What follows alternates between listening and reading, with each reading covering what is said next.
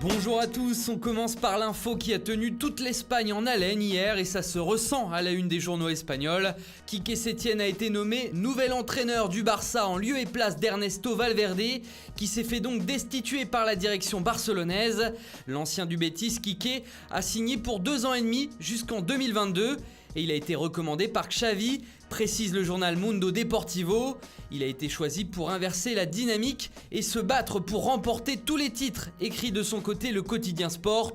À Madrid, Quique Setién est vu comme un extincteur par le journal AS qui vient éteindre l'incendie à Barcelone, ce qu'explique également le média madrilène Marca. Selon celui-ci, Valverde a été viré comme un malpropre. C'est impossible de faire pire, titre même le quotidien, puisque tout comme nous, Valverde a appris dans la presse qu'il devait prendre la porte. Personne ne l'avait prévenu à Barcelone.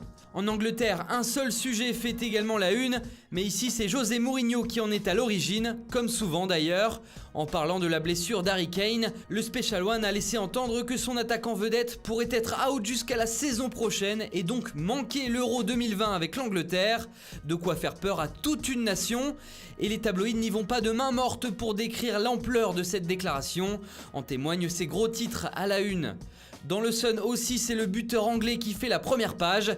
Regardez ailleurs, les fans des Three Lions, s'exclame le quotidien britannique, qui se penche également sur les mercatos des clubs anglais. Manchester United serait prêt à signer un gros chèque pour enrôler le milieu portugais du Sporting, Bruno Fernandes. Une réunion a eu lieu hier à Londres pour y régler les derniers détails.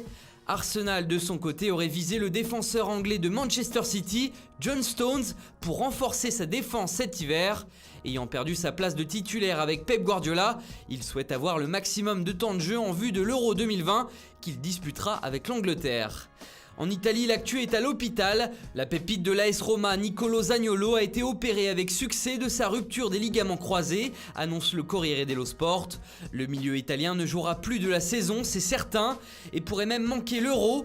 Un véritable coup dur pour la sélection italienne, mais aussi pour le club giallo-rosso qui va devoir lui trouver un remplaçant cet hiver. Et justement, si la Gazzetta dello Sport affiche les muscles saillants de Cristiano Ronaldo à sa une, on y voit aussi le nom du remplaçant de Zaniolo à la Roma. Le club de la capitale italienne se pencherait actuellement vers Matteo Politano de l'Inter.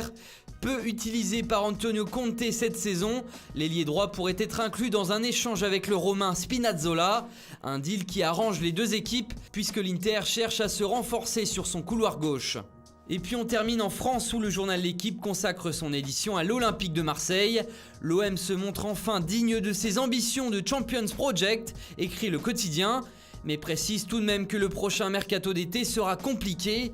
En effet, même en cas de qualification pour la prochaine Ligue des Champions, il ne faudra pas s'attendre à des folies sur le marché des transferts. La direction olympienne devra d'abord vendre avant d'acheter pour rééquilibrer ses comptes.